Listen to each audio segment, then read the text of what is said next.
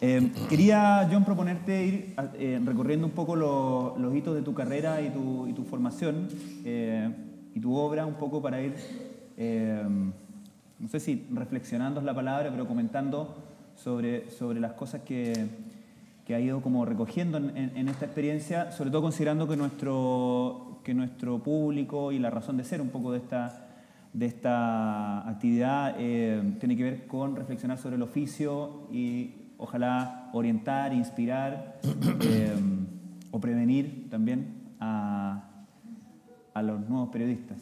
Entonces quería partir por este inicio que tú has definido como más o menos por accidente en el periodismo cuando encuentras trabajo en el Buenos Aires Herald. Explícame un poco qué estabas haciendo en Buenos Aires tú.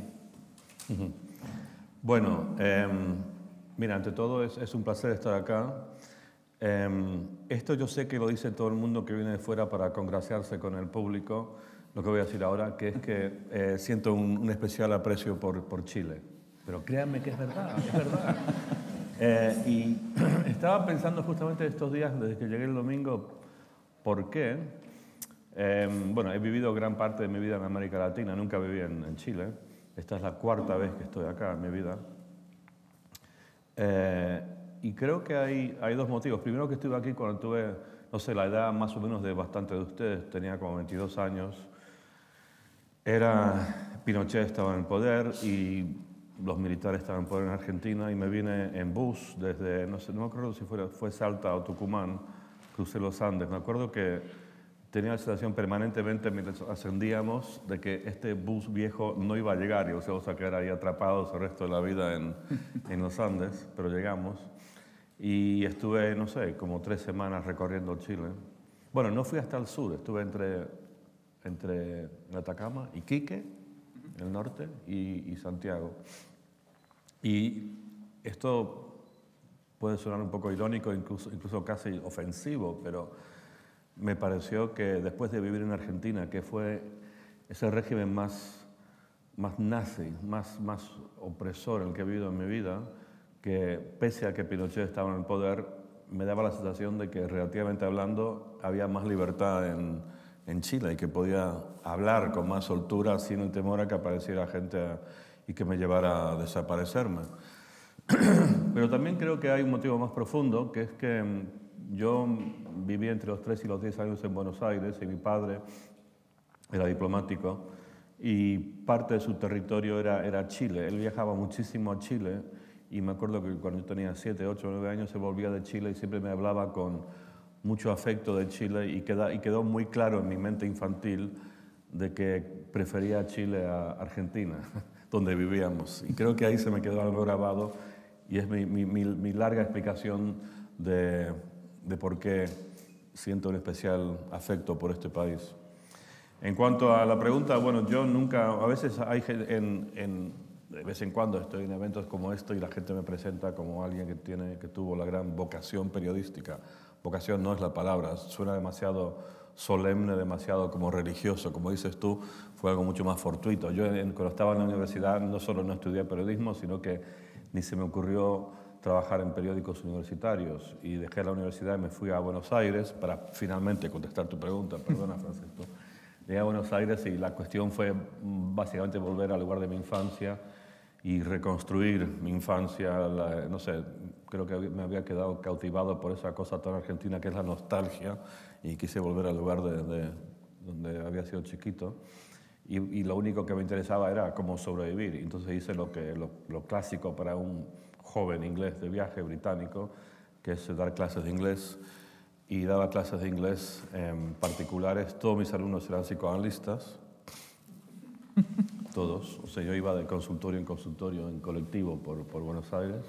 Y como le contaba a unos amigos en una comida el otro día, solo fue al final que me di cuenta que realmente no eran clases de inglés, era terapia para estos psicoanalistas que se sentían, les venía muy bien que en su propio consultorio, donde ellos tenían sus pacientes, que ellos tuvieran la posición sumisa y yo fuese el encargado, el jefe de la situación. Y bueno, y un día me presenté para un trabajo en el Buenos Aires Herald. Ahora, lo curioso es que yo tenía pensado, ya llevaba más de 2 años y medio en Argentina, tenía pensado volver a Inglaterra y conseguirme un trabajo serio, o sea, seguramente no periodismo. No tenía muy claro qué, pero yo tenía que incluso el boleto de vuelta a Londres. Pero de todos modos me enteré de este trabajo y pensé, bueno, vamos a ver. Pero no lo hice con mucho ánimo y mucho menos con vocación ni gran ambición. Pero la verdad de por qué yo me metí en el periodismo y por qué cuando llegué a ese periódico de repente tuve unas grandes ganas de hacerlo, fue sexual.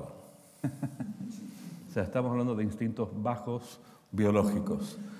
Yo llego a este periódico con, como digo, poco ánimos de nada. Tenía que hacer una pequeña prueba y me daba igual cuando entré a la puerta principal del periódico si lo hacía bien o mal, pero entro a la redacción y a la mano izquierda, detrás de una máquina de escribir, es una chica rubia, guapísima. Y paso, la miro y voy hacia una pequeña habitación donde iba a hacer la prueba y en esos 20 pasos entre entrar a la redacción y entrar en ese cuartito, mi interés en hacer esta prueba bien se multiplicó por un factor de 100. Quería conocer a esta chica. Por eso estamos aquí hoy y por eso yo soy periodista. O sea, ni más ni menos. Y bueno, y efectivamente hice la prueba bien y me dieron un trabajo. ¿Y la chica? Mi novia. Fue un triunfo total. Tenemos mucho que agradecerle entonces. Mucho que agradecerle. Sí, no, ella es absolutamente vital en mi vida. Sí, era una chica californiana. Sí. No, que además, claro, sí, es que yo no sabía nada de periodismo. Pero ella sí que había estudiado periodismo, con lo cual me dio clases de muchas cosas, pero una de ellas fue de periodismo. Ella me enseñó de veras cómo hacer este trabajo. Es curioso, hay diferentes formas de aprender y esa fue la mía. ¿Y tu trabajo principalmente ahí al principio era las críticas de cine? No, de cierto modo era siguiendo en la tónica de ahora. Era un mercenario total, hacía de todo, descaradamente. Sí, yo era el crítico de cine, no sé cómo salió esto, pero cada viernes salían 3 o 4 películas nuevas en Buenos Aires y yo empezaba a las 11 de la mañana, había 3 películas y esa noche escribía las críticas. También hacía un poco de crítica de teatro, también hacía fútbol, pero también escribí sobre la política, sobre el tema de los desaparecidos y Madres de Plaza de Mayo. Y en Buenos Aires Herald fue un lugar fantástico para empezar. Bueno, primero porque me dieron la libertad para escribir de todo. Incluso también trabajé en la redacción, armando las páginas. O sea, fue súper intensivo y aprendí muchísimo. Pero es que en ese momento el único diario de Argentina que hablaba abiertamente y valientemente sobre el tema de lo horribles que eran los militares y el tema de los desaparecidos era Buenos Aires Herald. Y yo ahí me sumé a la causa y escribí varias cosas que, no sé, compañeros me dijeron que estaba un poco loco haciéndolas, pero es algo que además sentí con mucha fuerza. Además, mi novia anterior a la californiana esta había sido una chica argentina cuya hermana había desaparecido, con lo cual sentía una enorme rabia e indignación y estaba dispuesto a jugármela para denunciar a esta gente y esa oportunidad me la dio Buenos Aires Herald, así que fue y solo estuve ahí 6-7 meses, porque como dijiste, o dijo Cristóbal, empezó la Guerra de las Malvinas, que fue, para mí, el gran golpe de suerte. Quizás soy la única persona que salió beneficiada de esa imbécil guerra, porque de repente empecé a hacer artículos para los grandes periódicos británicos y ahí pude dar el salto. Y, no sé, 3 o 4 meses después estaba de corresponsal en México para el Times de Londres.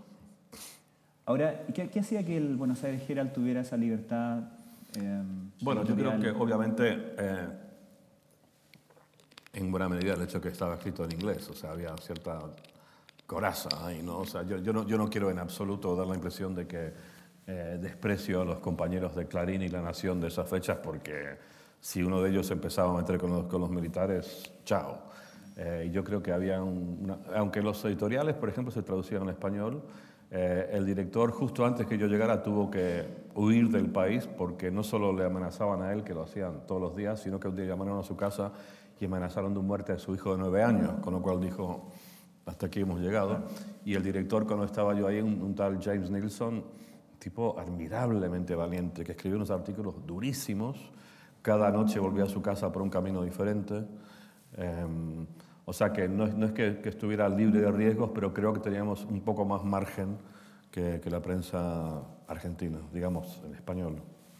Luego cuando vas a México, no es que ahora esté muy bien la cosa, digamos, pero vas en una época bastante controvertida para el continente, para Centroamérica, por ejemplo, mucho conflicto, y ahí empiezas de alguna manera a asumirte, a mirarte a ti mismo como corresponsal de guerra propiamente tal, ¿o no necesariamente? O sea, esta frase corresponsal de guerra me parece, no sé, demasiado como grandiosa. A mí no me gusta mucho eso. Es verdad que fui un corresponsal que cubrió bastantes guerras y estuve muchas veces en el medio de conflictos y batallas y tal, pero no sé, yo creo que hay algo ahí de autobombo en esta frase corresponsal de guerra y nunca me he puesto esa etiqueta a mí mismo, digamos. En general, te has mantenido fuera de las etiquetas, ¿no? Bueno, yo durante la primera mitad de mi carrera, yo me veía a mí mismo como un corresponsal, era un corresponsal. Fui corresponsal en México y Centroamérica, cubría, no sé, 7 países entre México y Panamá durante 6 años y después fui corresponsal de un diario en Sudáfrica, después fui corresponsal en Washington. Y yo siempre, si me pides que me ponga una etiqueta, sería esa. Pero bueno, después se fueron abriendo más las cosas y sí, escribo sobre deportes, escribo más sobre política que sobre deportes, pero también he llegado a tener el descaro total de escribir sobre gastronomía, por ejemplo. Gané un premio por mis escritos sobre gastronomía, que es una cosa que te demuestra lo poco confiable que son estos los premios o los jurados. O sea, con lo cual cualquiera aquí que se haya presentado por un premio y no ganó se consuela con la verdad de que es todo muy arbitrario, muy loco.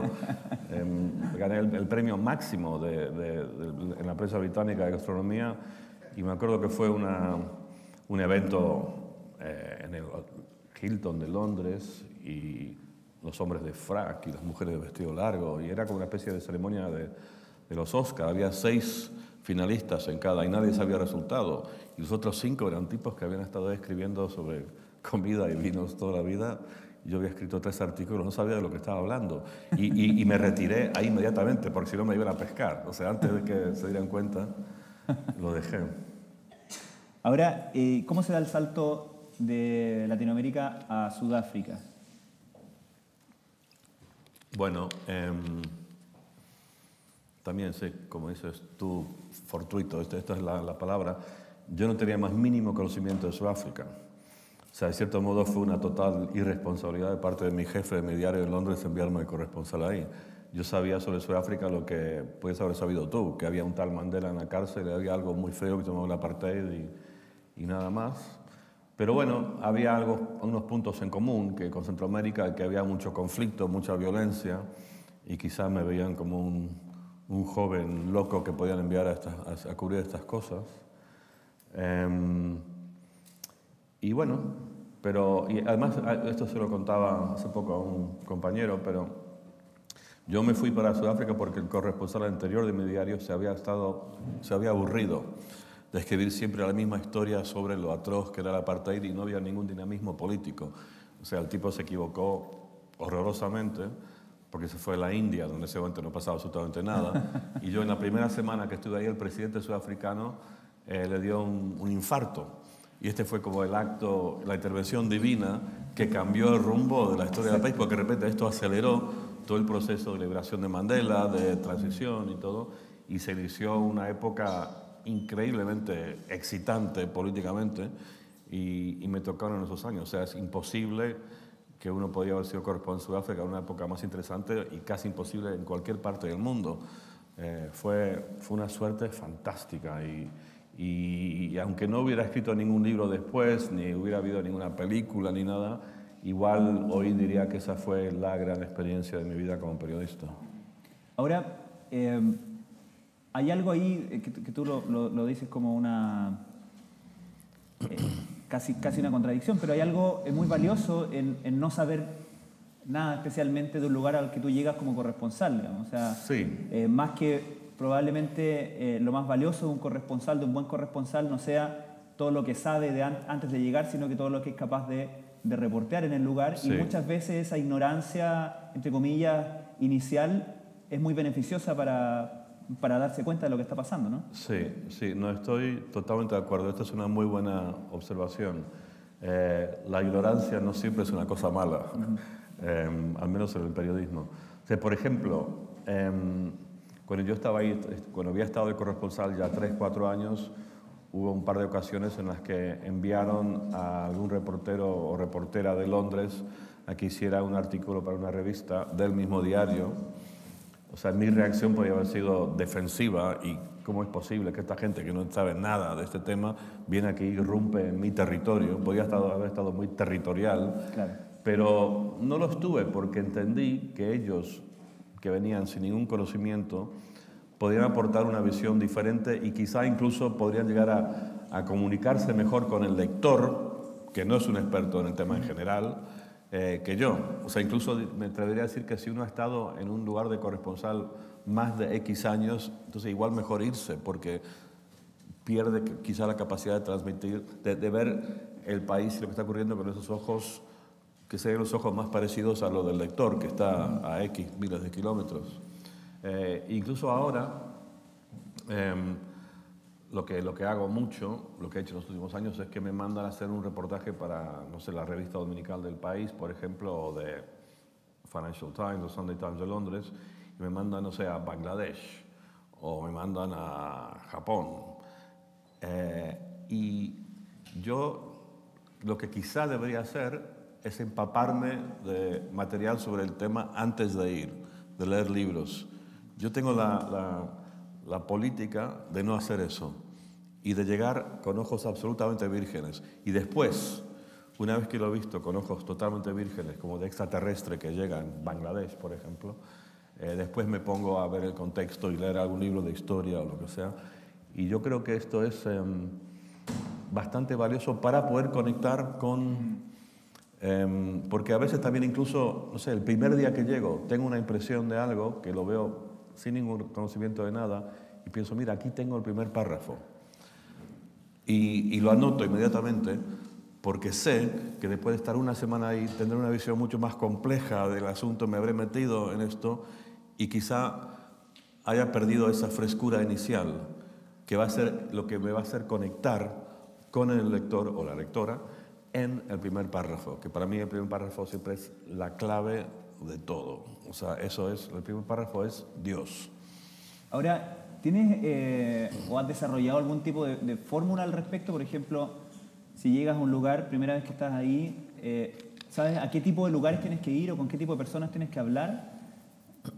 Bueno, lo que sí hago es, antes de llegar a un lugar, intentar encontrar contactos, porque si no pierdes muchísimo tiempo.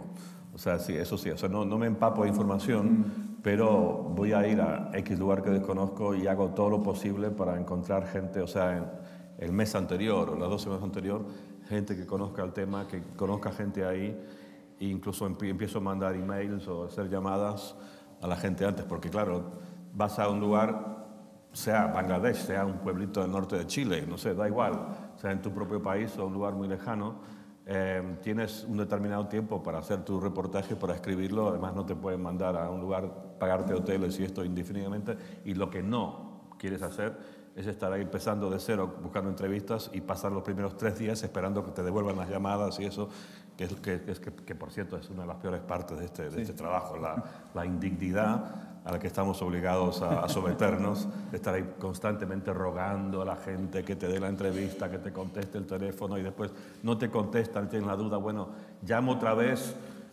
y arriesgo que este tipo considere que yo soy un pelmazo y no me va a hablar, o si llamo, o sea, esto que es un...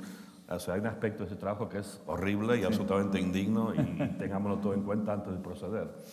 Pero bueno, entonces intento tener esto bastante atado antes. Y claro, una vez que estoy ahí, uno genera redes de contacto y te dice así, mira, habla con fulano, con fulana y tal. ¿Y cuán riesgoso es en esas redes que se generan o esas primeras fuentes que uno contacta, que me imagino que debe ser tentación permanente el ir donde tus iguales en el fondo? ¿Dónde qué? Donde tus iguales, corresponsales que lleven más tiempo que tú, finalmente encerrarte con los de tu clase y que puede tener un afán muy práctico, pero me imagino que también tiene un riesgo de sesgo, ¿no? Bueno, si estás cubriendo una noticia, entonces lo sensato es pegarte a los que están ahí. O sea, si de repente llego a un lugar donde acaba de haber, no sé, un volcán que explotó y murieron X personas, sería muy tonto ir ahí por libre, independiente, porque entre otras cosas vas a perder tiempo y además hay prisa por sacar la noticia a tiempo. Pero si voy a hacer un reportaje propio, entonces no iré con la manada, iré por mi propia... Además, aunque sí, no es normal hablar con corresponsales ahí, salir a cenar con uno, que además que siempre te pueden aportar cosas, pero volviendo a lo de antes, yo siempre voy a tener una cierta ventaja sobre ellos de que lo veo con otros ojos, con ojos de fuera. ¿Qué fue lo que más te sorprendió a tu llegada a Sudáfrica? Que durante el primer mes o dos, lo poco que me impactara a nivel emocional. Es curioso, porque venía de Centroamérica, donde había guerrillas y muchísimo peligro y violencia y gente muy atrevida y valiente, y esto no había una causa por la que se justificaba absolutamente dar la vida, pero no había guerrilla, no entendía por qué. O sea, vine un poquito en plan, no sé, machito, ¿por qué no son más machos estos y se juegan la vida? Pero de repente pasó algo, fui a un juicio, el tercer o cuarto mes, a cubrir un juicio en el desierto, un lugar muy remoto, donde condenaron a 14 personas a muerte por el asesinato de un policía. Y me pareció de repente un grado de injusticia tan absolutamente salvaje y atroz que desde ese día en adelante me atrapó y se convirtió en mi gran pasión. ¿Y viste algún riesgo? Porque naturalmente, viendo los acontecimientos históricos y teniendo esta distancia, es más fácil hacer juicios, pero tú en ese momento, ¿viste algún riesgo en abanderarte? ¿Te sentiste en riesgo de transformarte como en portavoz o embajador de una causa más que el periodista que... Mira, debo de confesar que en mi tiempo en Sudáfrica no fui exactamente imparcial. Del mismo modo que si me hubieras enviado a la Alemania nazi en el año 36, tampoco hubiera sido imparcial, ni creo que hubiera sido lo indicado. O sea, no siempre hay que mantener esta supuesta objetividad, imparcialidad, porque había una injusticia tan manifiesta que, o sea, mi punto de vista implícito en todo lo que escribía era que el apartheid era una barbaridad y aquellos que luchaban contra el apartheid eran gente moralmente superior a los que lo defendían.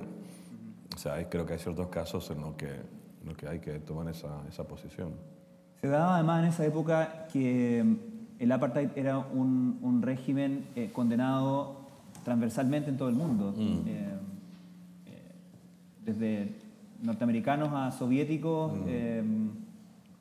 estaban de acuerdo en incluso Corea del Norte seguramente estaba de acuerdo. Claro, si lo hubiéramos preguntado quizás hubieran dicho lo mismo. ¿Cuánto aislaba al país y a lo que pasaba más allá de las decisiones de su gobierno a sus ciudadanos esta condena por una parte y por otro lado esta simpatía con los que estaban siendo oprimidos? ¿Cómo recibían ellos como a nivel más de ciudadanos comunes? Bueno, no, el hecho del repudio internacional fue un factor importantísimo como presión para obligar al gobierno blanco a ceder a las negociaciones, porque eran los parias del mundo y no es agradable, por más malo que seas, no quieres que te vean así. Y cuando llegaba un sudafricano blanco a Europa o incluso seguramente a Chile, en aquellos días los recibían como ratas infestas. Mientras que después del cambio, lo fantástico para cualquier sudafricano blanco era llegar al aeropuerto de Londres y que lo trataran como una persona normal, otro turista más. Entonces, eso como factor de presión, ahí fue un caso en el que, sí, la presión internacional no siempre funciona para cambiar el destino de los países, pero en este caso muchísimo. ¿Te acuerdas qué estabas haciendo cuando te enteras que Mandela va a ser liberado? Que sí me acuerdo, por supuesto. Fue un momento terrible porque me di cuenta que cuando lo anunciaron, 9 días antes, que tenía por delante el día de trabajo más duro de mi vida. O sea, nunca, porque fue inesperado. O sea, el día de su liberación fue también un día de trabajo brutal, pero por lo menos me había preparado. Pero anuncian a las 9 de la mañana al presidente de Klerk que va a liberar a Mandela, y ese día escribí como 7, 8 artículos. Tuve toda la primera página de un periódico así grande, con 4 artículos míos, y nunca estuve bajo tanta presión en un día de trabajo como aquel. Y luego, ¿cómo, con un acontecimiento histórico tan importante, tan grande, cómo planificas el reporteo de lo más cotidiano, del día a día? ¿Cómo se persigue una historia que está pasando tan encima tuyo y es tan grande? Bueno, afortunadamente para el Día de la Liberación llegaron refuerzos de Londres, llegaron como 3 o 4 más, que no los tuve ese primer día, exacto. Bueno, me acuerdo que el día que anunciaron la liberación, que era como las 9 de la mañana, llamé a su casa al tipo que estaba en la mesa de redacción en ese momento, el que iba a ser encargado ese día, y fue de las conversaciones mejores que he tenido con un compañero periodista en mi vida, porque él creo que era un tipo muy brillante. O sea, yo estaba al borde de la histeria ante lo que me esperaba ese día, y él estuvo mucho más frío que yo, afortunadamente, y en cuestión de, no sé, 10, 15 minutos planeamos exactamente lo que íbamos a hacer ese día y prácticamente en qué parte del periódico lo íbamos a colocar, y tenía que haber una mezcla de cosas. Tenía que haber una historia contando la noticia pura y dura cuando dijo el presidente que lo iba a liberar, y con citas, y clásica historia tipo agencia. Pero después una historia de color, ¿no? del feeling, del ambiente, de la atmósfera en el Parlamento. Otra de reacciones de la derecha, de la izquierda, lo que sea. Otra analizando por qué carajo el tipo hizo esto, o sea, mucho más sesudo, y otra haciendo otra cosa. Y eso lo planeamos todo de antemano y sacamos, como digo, unas 7 historias ese día.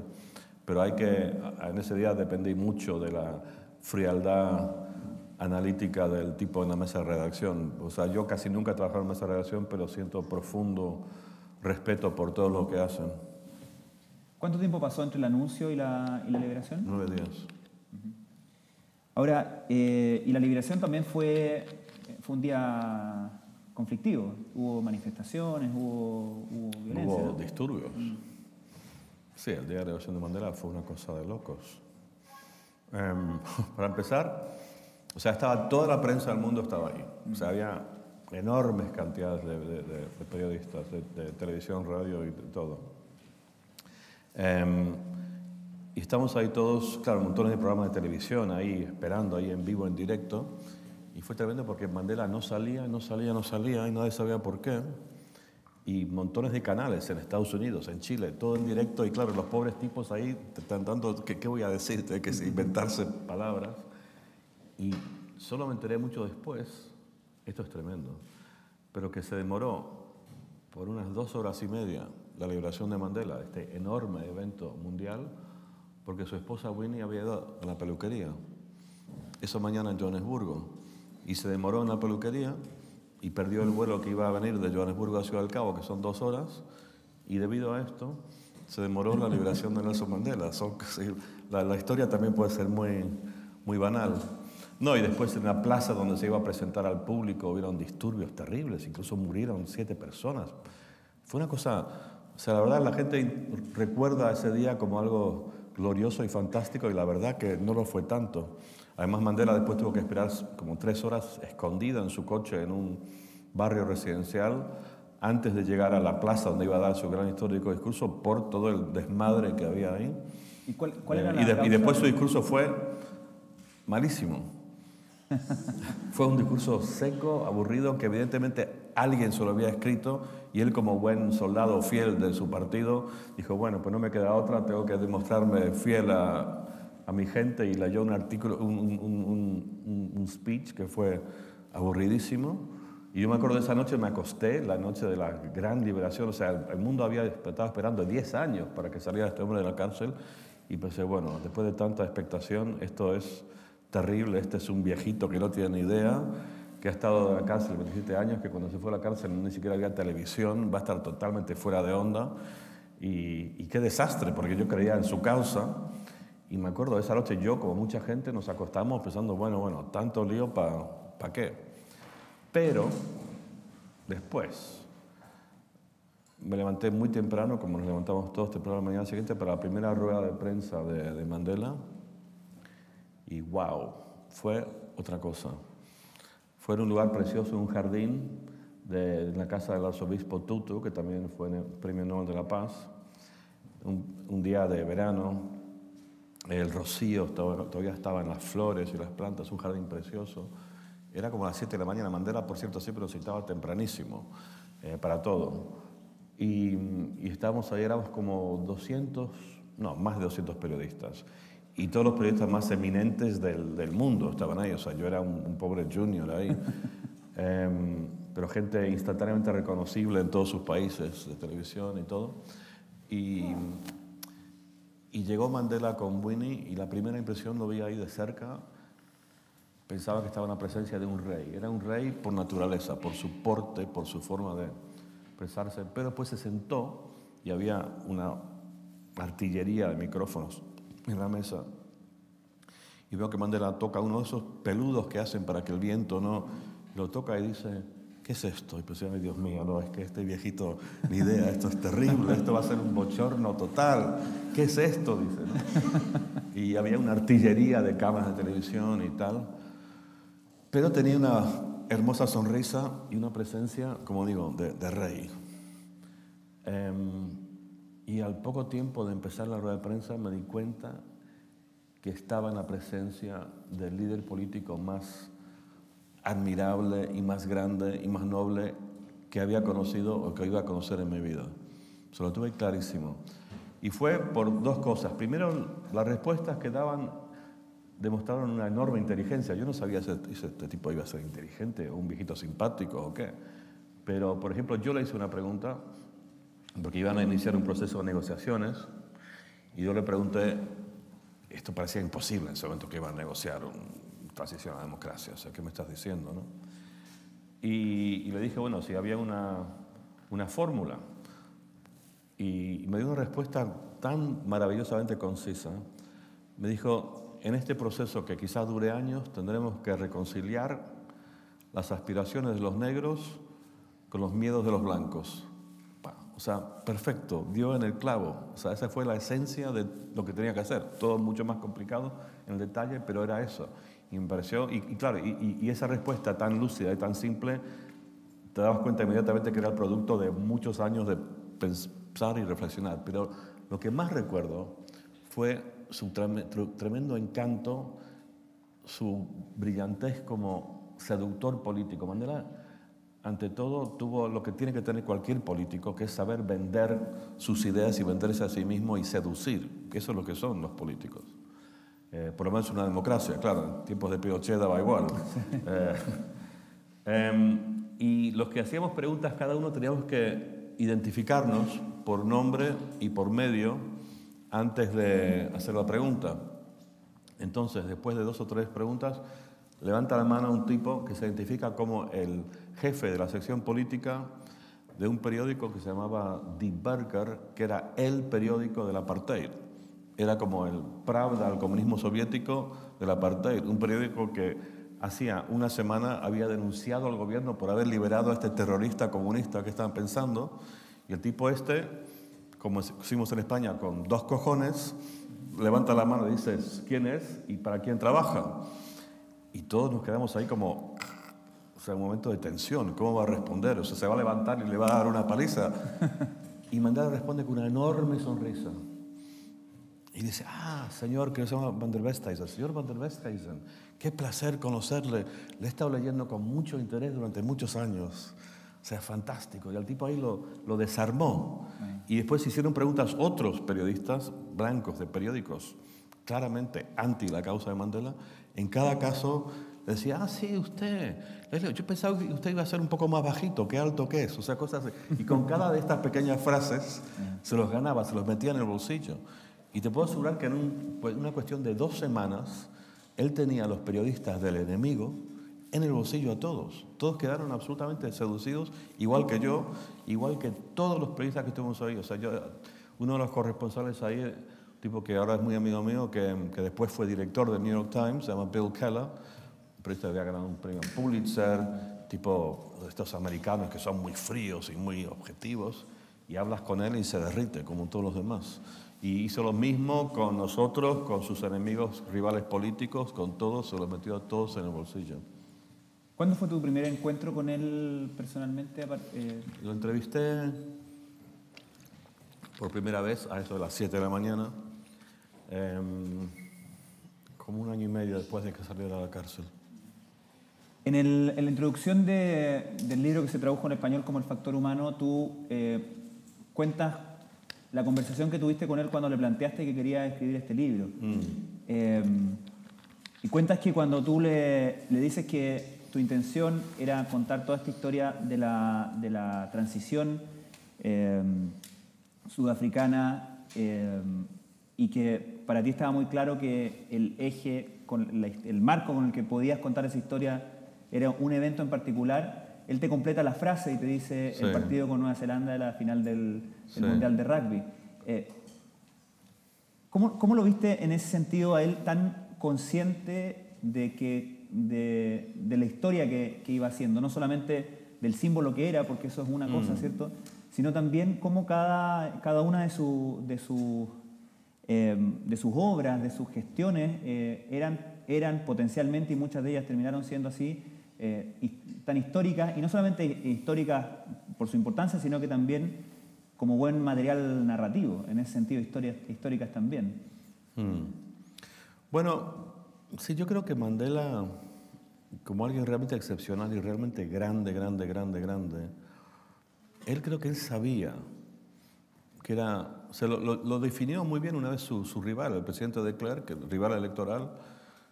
Tuvo la grandeza de Klerk de decir durante la campaña electoral, cuando le preguntaron que definiera a Mandela, y dijo, he is a man of destiny, es un hombre del destino. Y creo que Mandela, de una relativamente temprana edad, supo, como no sé, como un héroe mitológico griego, de que él era un héroe y que él tenía un destino. Entonces, por ejemplo, lo meten en la cárcel y lo condenan a cadena perpetua y lo mandan a una isla. Ahora, en ese momento uno tiene que estar hundido en la más total desesperación y, bueno, obviamente no hay ningún futuro. Pero él, y esto siempre me ha costado entenderlo, pero solo se puede entender de esta manera, que él sabía lo que era, que él nada más llegar a la cárcel, cadena perpetua, se empieza a preparar para el día que va a tener que negociar con los blancos y liberar a su país.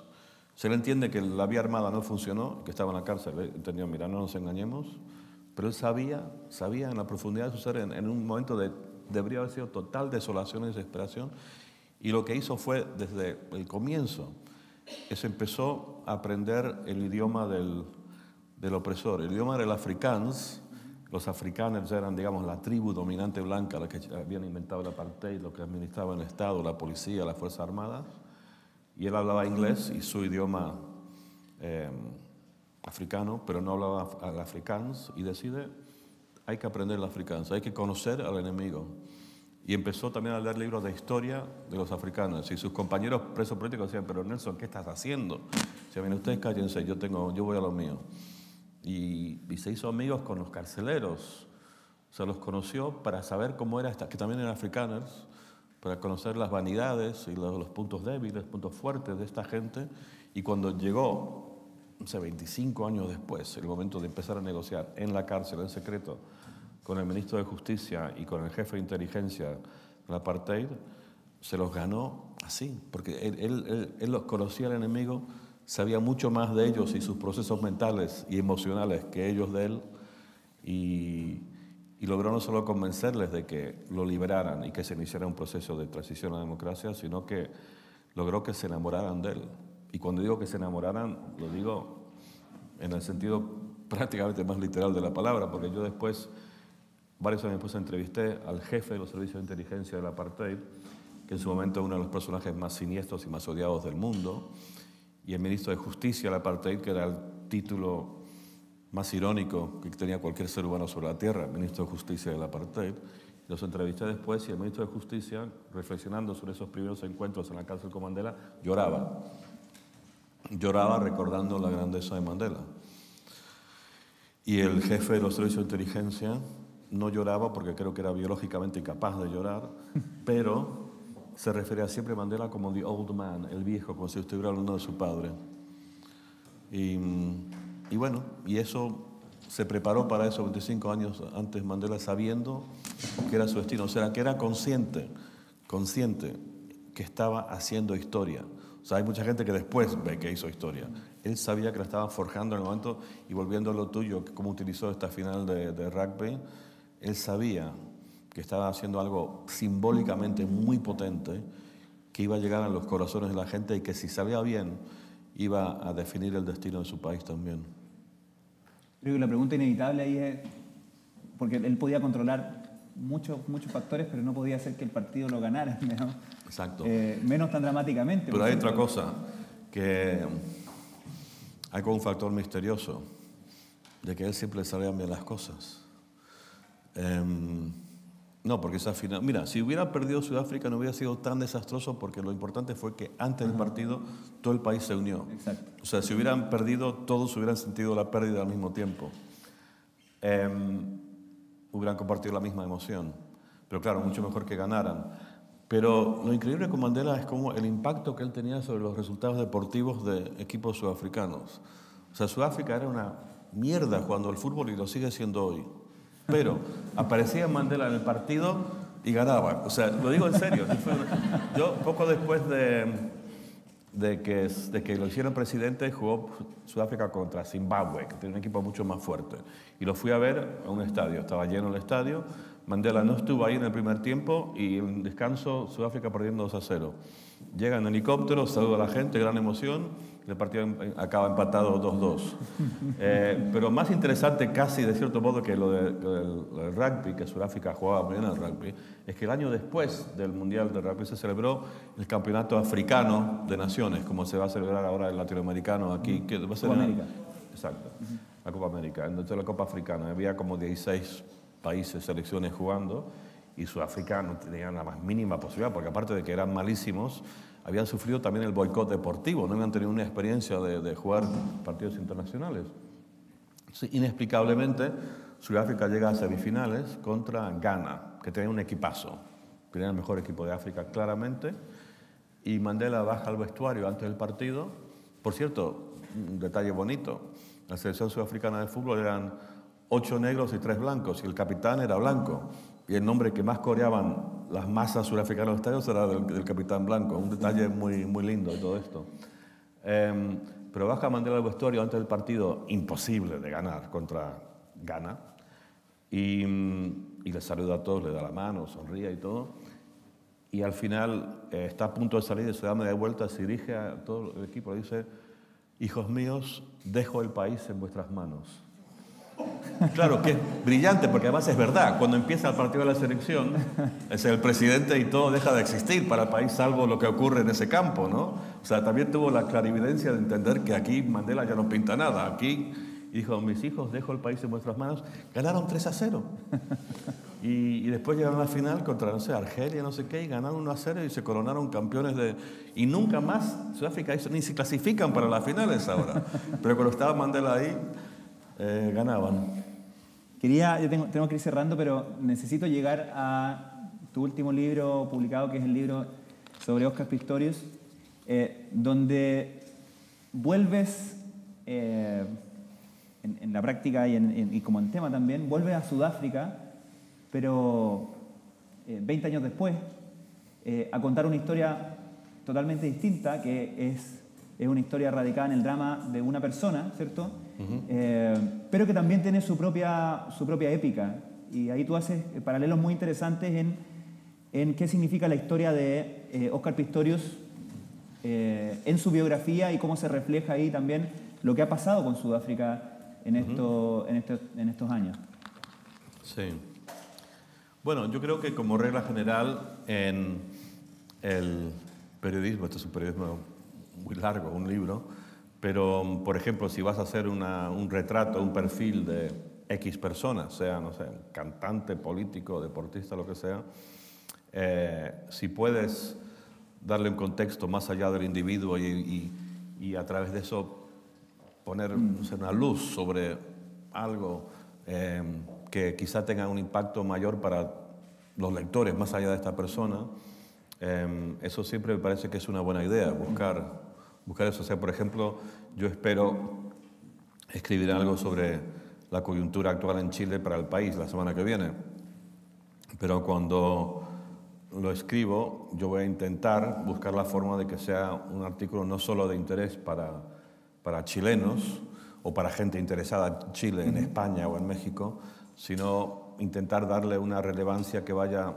buscar puntos de contacto con fenómenos sociales, políticos que hay en el resto del mundo y entonces darle al fenómeno que veo en Chile un valor que va más allá de Chile y que ayuda a entender, no sé, lo que está ocurriendo en otras partes del mundo, verlo como, no sé, incluso como metáfora con la corrupción, con las expectativas frustradas económicas y ver qué hay en la experiencia de Chile que puede ayudar a entender otros fenómenos en otros países, quizá más parecidos a lo que uno pensara.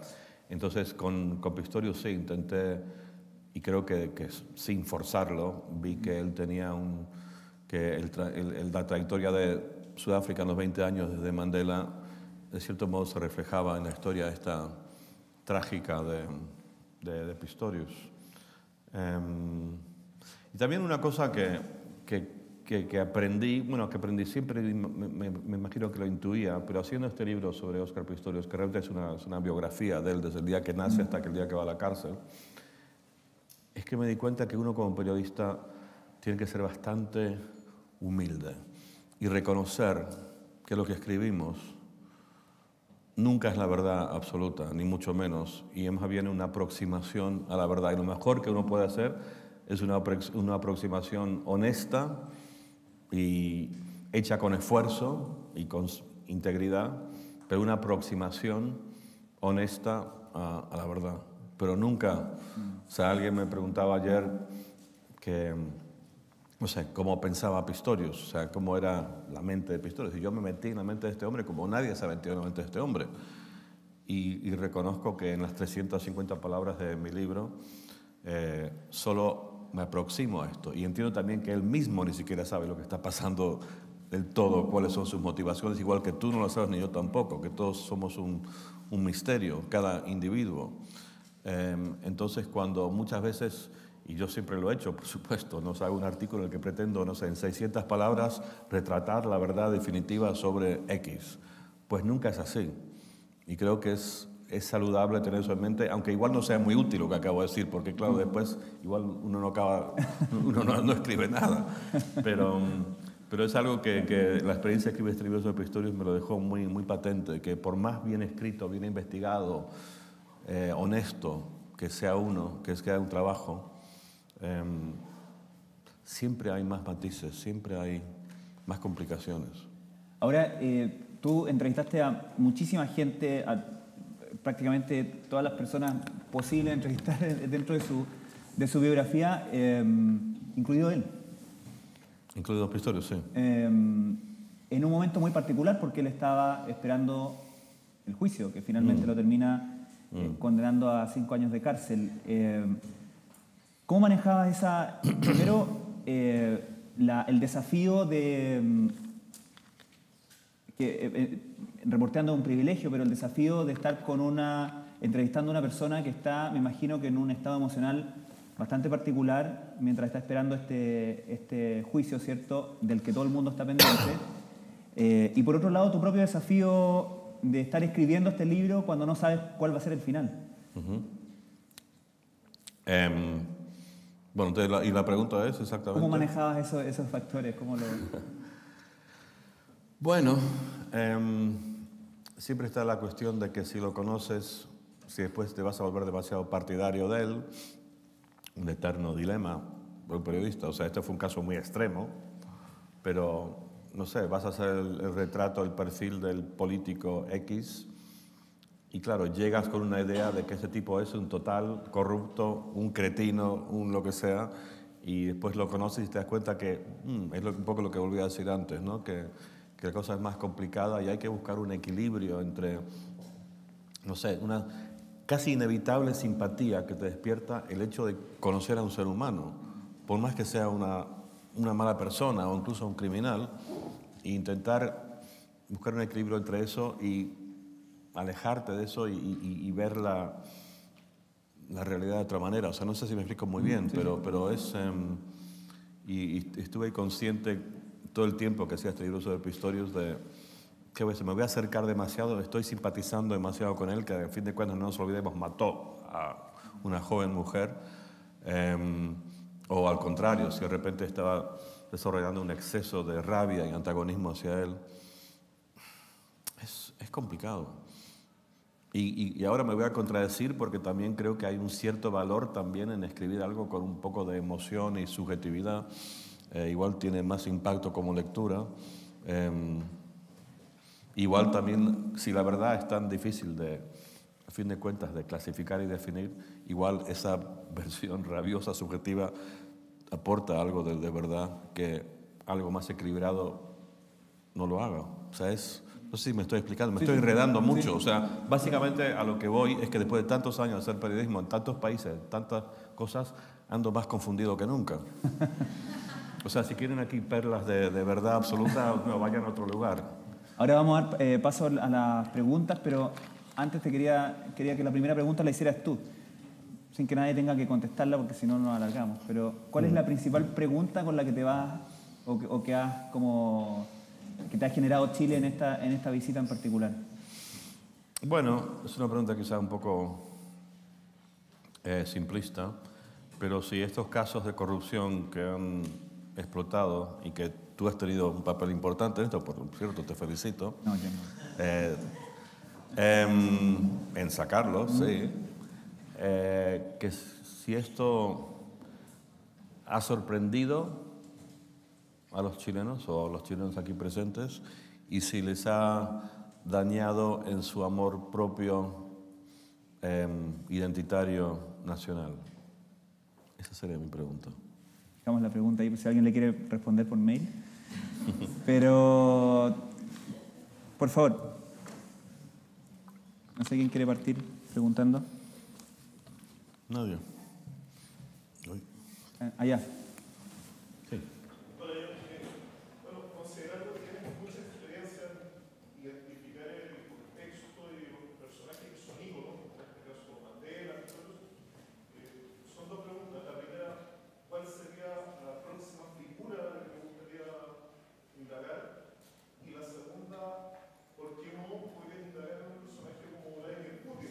¿Como quién?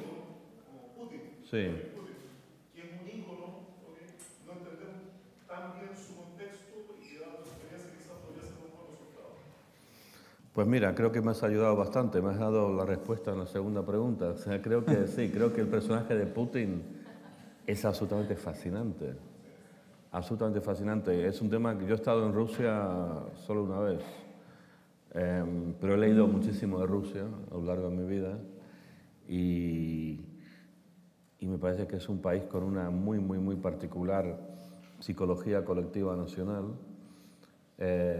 O sea, yo soy europeo, físicamente me parezco a Putin o a un ruso, pero yo sé que es una apariencia similar engañosa. Yo creo que los rusos son gente fundamentalmente muy diferentes a, no sé, un europeo occidental, incluso un chileno. O sea, yo coloco mucho más a un chileno con un español o un francés que yo con un ruso. Y creo que es una nación extraordinaria, enorme, con una tremenda historia y sospecho con tremendos complejos de inferioridad, pese a su enormidad. Y creo que Putin es alguien que evidentemente encarna mucho de eso y a su manera tiene eso de Mandela, que sabe venderse a la gente y creo que sabe manipular a su gente. No, me parece que sí, si tuviera la libertad total, y si con una píldora mágica podría aprender a hablar ruso mañana, me encantaría dedicarme, no sé, 4 años a hacer nada más que intentar descifrar el personaje de Putin. Interesantísimo. Sí. Yo quisiera preguntarte, en base a tu experiencia, en 3 realidades que tienen que ver con crisis humanitaria: la dictadura en América del Sur, el apartheid en Sudáfrica, la guerrilla en Centroamérica. ¿Cuál crees tú que es la reacción que debería tener la comunidad europea, que se va a reunir en estos días, frente a la tragedia de los migrantes que, de África particularmente, son los que han muerto en el Mediterráneo? Bueno, me estás haciendo una pregunta que yo creo que sería mejor dirigirla a un político europeo o a un experto sobre el tema, pero es verdad que es un tema, es terrible y fascinante y infinitamente complejo, y además es un tema eterno. Esto de la emigración, o sea, es la historia humana. O sea, empezamos todos, creo, en algún lugar en África. Algunos dicen que en Sudáfrica, otros que en Kenia, otros que en no sé dónde. Pero ahí la gente salió de viaje a buscar, a mejorar sus condiciones de vida. Por eso no se quedaron, o porque hubo una guerra. O sea, no sé, no tenemos un récord histórico de lo que pasó hace 100.000 años en Kenia. Pero seguramente, no sé, no hubo lluvia ese año o se pelearon con otra tribu. O sea, cosas exactamente lo mismo realmente en la esencia de lo que vemos ahora. Y esto es, y bueno, aquí los chilenos, o sea, ¿ustedes de dónde salieron? O sea, de todas partes, o sea, ustedes tienen genes de medio planeta, aquí, bueno, todos lo tenemos, claro, pero se ven de manera más acentuada en América Latina que en Europa, digamos, ¿no?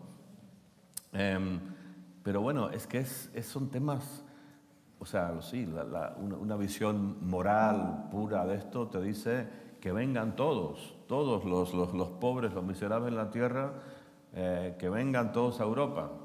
Sí, fenomenal. Vengan a España, donde tenemos 25% de desempleo y ya hay mucho lío político, y de repente sí, vamos a abrir las puertas y que vengan, y si abren las puertas, vienen 50 millones el día siguiente. Es muy complicado, pero después, ¿cuál es la alternativa? O sea, lo que están haciendo en Australia, que la política es de simplemente, tienen montones de barcos ahí de patrulla y paran los barcos y nadie llega. Nadie llega a Australia, de Borneo o donde sea, y ha tenido, en su manera bastante brutal, ha sido eficaz. Porque claro, el mensaje corre en Borneo, Indonesia, donde sea, miren, no vale la pena, porque no hay posibilidad. Entonces ahí se quedan. Y tienen hambre y lo pasan mal, y no tienen su sueño de mejorar su vida. Yo lo único que te puedo decir, volviendo a mi leitmotiv de hoy, es que ando confundido y no tengo respuestas simples, y no creo que las hay. Y cualquier solución, cualquiera que pretenda dar con una solución, tiene que entender que esa también va a generar problemas nuevos. Es tremendo el tema, es enorme, es enorme. Y yo he escrito mucho sobre esto. Incluso gané un premio por escribir sobre un tema de la inmigración en España. Y he estado hace poco en Grecia, donde están llegando gente, o sea, Grecia, que por Dios, que está jodidísima Grecia, está fatal, y están entrando gente de Siria, montones, y de Irak. Y yo los entrevisté en Atenas, gente de Irak, de Siria, de Afganistán, que llegan a Grecia, no para quedarse en Grecia, porque saben que Grecia es un desastre, pero como trampolín para ir a Alemania, que es su gran sueño. Pero ¿dónde paramos esto? O sea, yo creo que hay muchísimas más preguntas que respuestas, y de cierto modo compadezco a esa gente en los gobiernos europeos que tienen que tratar este tema. Es complicadísimo.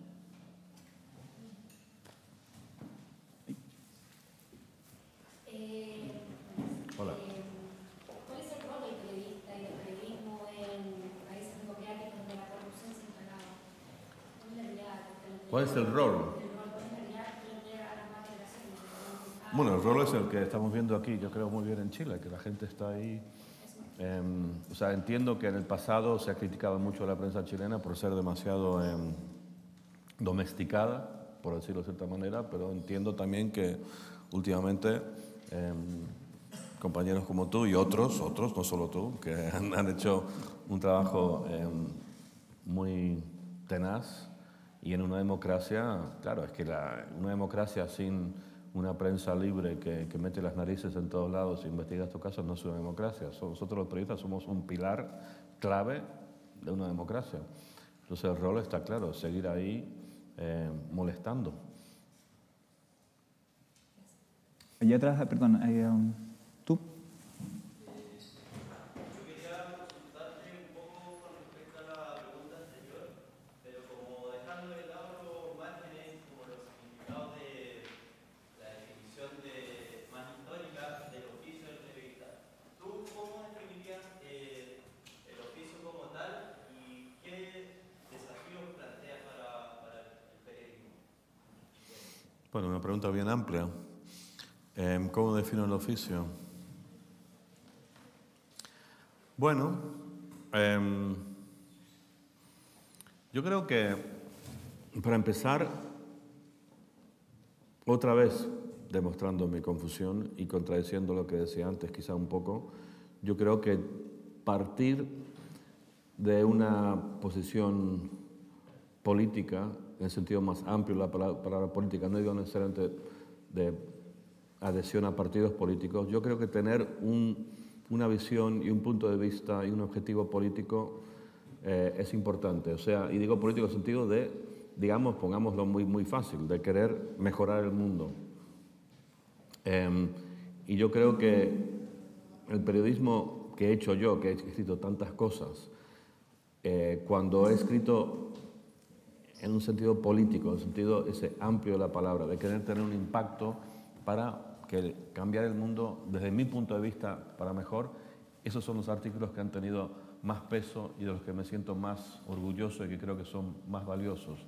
Eso no quita que yo haga mi columna semanal sobre el fútbol, que es una frivolidad permanente, que a veces intento tener un poco de objetivo moral en lo que escribo, pero básicamente mi objetivo es entretener a la gente y que se pase un rato más o menos divertido durante 3 minutos cuando toma el café el domingo por la mañana. Pero yo creo que tener una base política es importante. Y después de eso, yo antes hice referencia a la palabra objetividad, me parece una tontería total. Esta idea que se ha metido en el mundo del periodismo, que tenemos que ser objetivos, porque simplemente, sencillamente no existe la objetividad en ningún ser humano. Todos somos productos de las circunstancias que nos han criado, que nos han formado nuestra identidad, y lo único que yo siempre digo que lo que hay que intentar hacer es ser honesto. Honesto según tus luces, y si a la gente no le gusta, pues que no te lea, pero intentar ser honesto y no ser hipócrita. Y después, a la hora de producir el material, sea radio, sea televisión, sea periódicos, o ya no sé lo que son periódicos hoy en día, no sé, pero bueno, esto que hacemos tú y yo,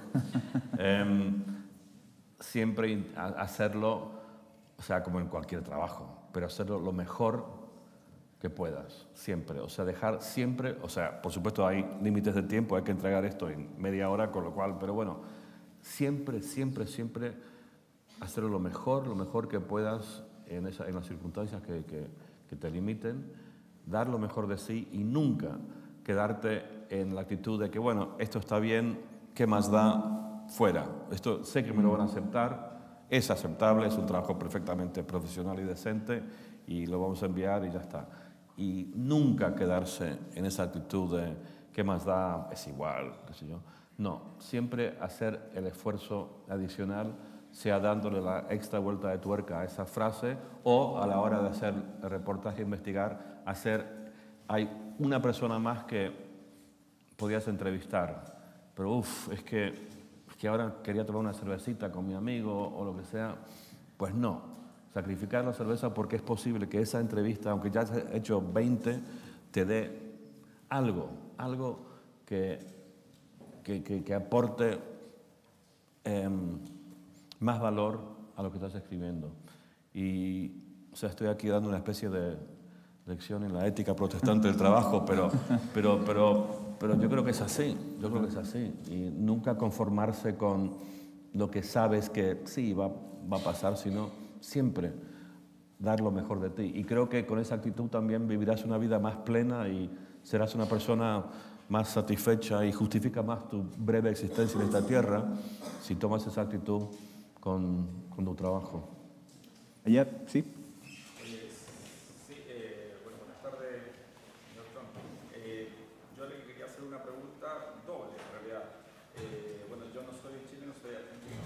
¿Argentino? Sí, de Mendoza. Pero quería hacerle una consulta, una sobre seguido desde la adolescencia, de los años 80, mucho a África Meridional y también al Reino Unido. Entonces quería hacerle, por un lado, que ahora se aproximan las elecciones en el Reino Unido, el 7 de mayo, ¿qué opinión le merece la señora Nicola Sturgeon de Escocia, que es la que hoy día se habla mucho de ella? Puede ser alguna vez, tal vez, probablemente bisagra para la formación del próximo gobierno. Y por otro lado, ¿cómo ve esto sí en relación a América Latina, el tema de los populismos, como el de Venezuela, que de alguna forma comparte Argentina también? Si pueden derivar o habría algún tipo de comparación como lo que sucedió y aún sucede en Zimbabue con Robert Mugabe. Bueno, otra vez más me estás haciendo una pregunta como opinador político más que como periodista, pero ya que me lo preguntas... Pero como conoce la realidad, tal vez un poco más de cerca. Sí, la realidad.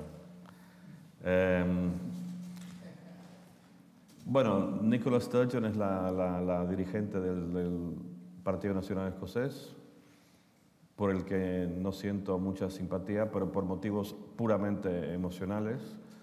Que mi padre fue escocés, murió cuando yo tenía 17 años, pero estoy bastante convencido que él no se hubiera querido independizar de Gran Bretaña. Mi padre luchó en la Segunda Guerra Mundial y creo que no luchó solo por Escocia, sino que luchó por todo el conjunto. Y para mí, que no me siento escocés, yo me siento británico, porque soy de padre escocés, pero viví en Inglaterra, nunca viví en Escocia, y para mí que si Escocia se separara, me sentiría un poco huérfano, partido por la ventana. No sabría muy bien, cuando me preguntasen cuál es mi nacionalidad, no sabría muy bien qué decir. Entonces es una respuesta totalmente emocional. Esta señora es una política muy hábil, sospecho que es bastante astuta e incluso algo maquiavélica. Creo que está jugando con los ingleses, creo que es una especie de venganza que se está tomando contra ellos ahora, sin entrar más en el tema. En cuanto al populismo, bueno, yo creo que el populismo, yo creo que es una palabra al que le damos un valor demasiado negativo.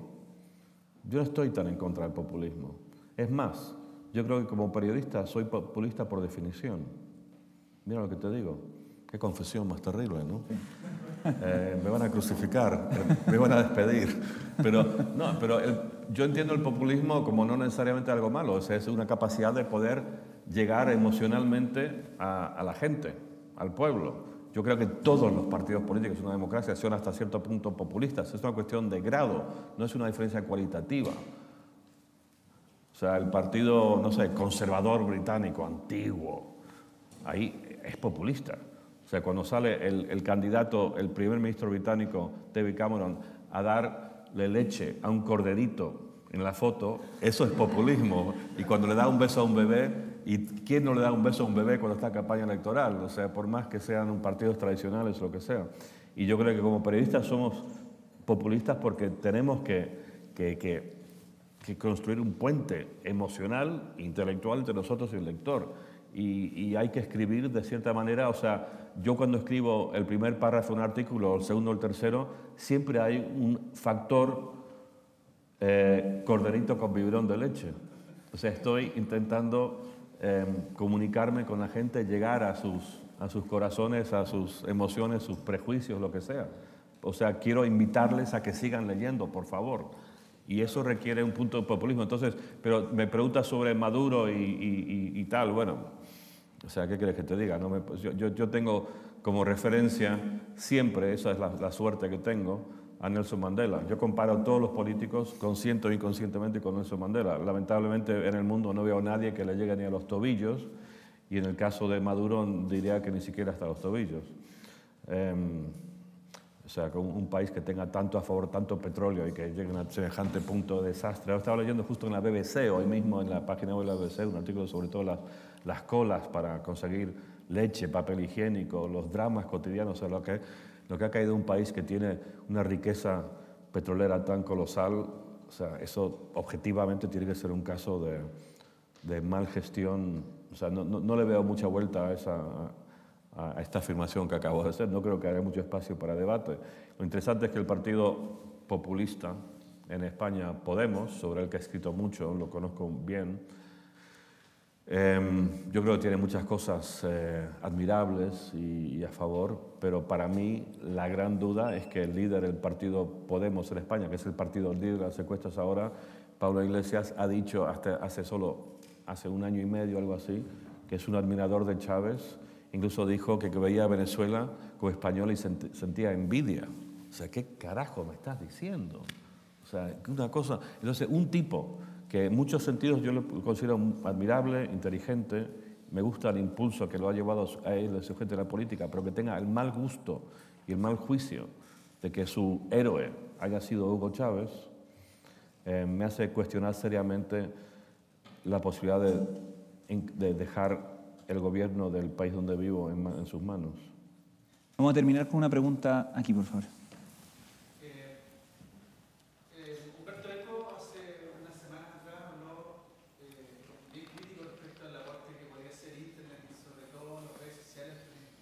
Tengo entendido que es como crítico también con las redes sociales, pero la verdad es que también ahí están nuestros lectores que tú todo el rato los mencionas. Bueno, o sea, mira, me preguntas qué opino de Internet y periodismo y tal, y Humberto Eco está en contra.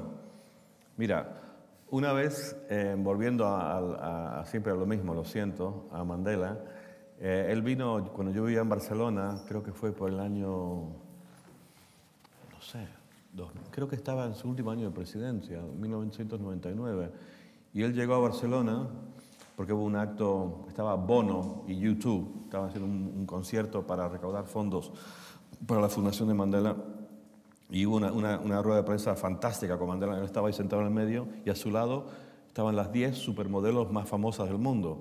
O sea, nunca lo vi más contento a Mandela. O sea, estaba en la gloria. Estaba ahí Naomi Campbell y Elle Macpherson y la Giselle Bündchen, o sea, todos. Ahí estaba él en el medio y 5 de cada lado. Y el viejo estaba feliz de la vida. Y le pregunté en ese momento, el gran tema era, que curiosamente ya no es tanto el gran tema, la globalización. Y había muchísimas protestas mundiales y gente destruyendo cristales de tiendas y qué sé yo, en todo el mundo, ¿no?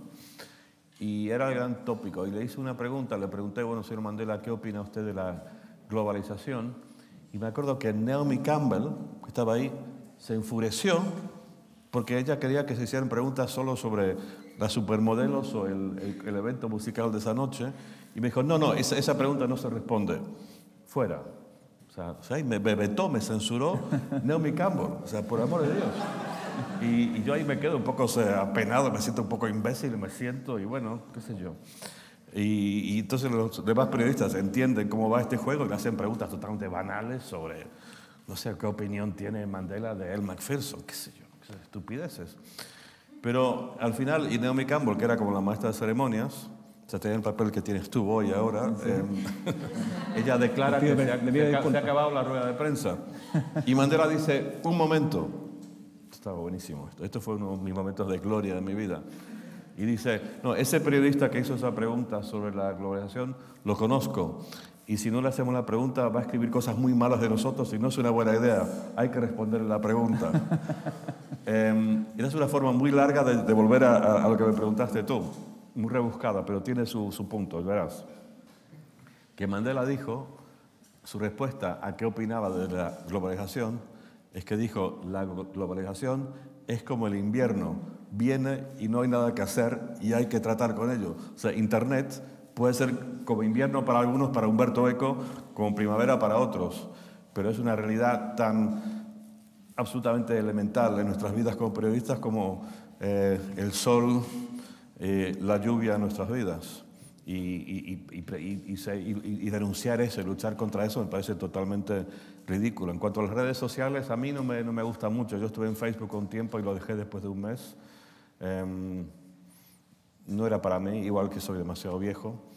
Pero había como un punto ahí de autoexhibición que me parecía un poco ridículo estar ahí poniendo fotos. Aquí estoy yo frente a la Torre de Eiffel. Carajo, no interesa. O sea, yo esto lo hago con mis amigos, le mando un mail, mira, aquí estoy en París. ¿Por qué no tiene que ver todo el planeta? No lo veo. Twitter lo hice durante como 9 meses y prácticamente lo dejé en junio del año pasado porque, entre otras cosas, pensaba que estaba sacando lo peor de mí. No me gustaba el John Carlin que estaba saliendo en Twitter porque me era muy difícil responder a los cretinos que me acusaban de racista, xenófobo, que por cierto me acaban de acusar de esto un montón de gente y yo soy un racista. Y bueno, aunque mi experiencia en Twitter ha sido, si me pongo a pensar fríamente, ha sido positivo en el sentido de que saco la conclusión de que la mayoría de la humanidad, o sea, usando esos X miles de personas que me seguían, la verdad es perfectamente decente, generosa y sensata, pero que hay un 5% de imbéciles totales, o como decimos en España, de gilipollas. Y eso, no sé, como que me deprimen un poco. O sea, no necesito más confirmación de la imbecilidad humana. No necesito que Twitter me lo recuerde. Y todo el mundo me dice, o sea, en el propio país se quejan de que yo no soy más activo en Twitter, porque tengo bastantes seguidores y podría tener muchos más si hiciera un esfuerzo, y me critican. O sea, el propio director me ha dicho, John, tienes que estar en Twitter. Pero para mí, el valor que puede tener Twitter para mí, en cuanto a mi reputación, incluso para ganar dinero, el sacrificio que tengo que hacer a nivel de lo que considero mi integridad personal y el uso de mi tiempo, no lo justifica. Con lo cual yo voy a entrar en Twitter cada vez que haga un artículo, mira, aquí está mi artículo, léanlo o no, pero ya estar ahí permanentemente opinando sobre el populismo en Zimbabue, Venezuela, lo que sea, inmigración, Mourinho, no lo voy a hacer. Bueno, le agradecemos, le damos un aplauso ahora.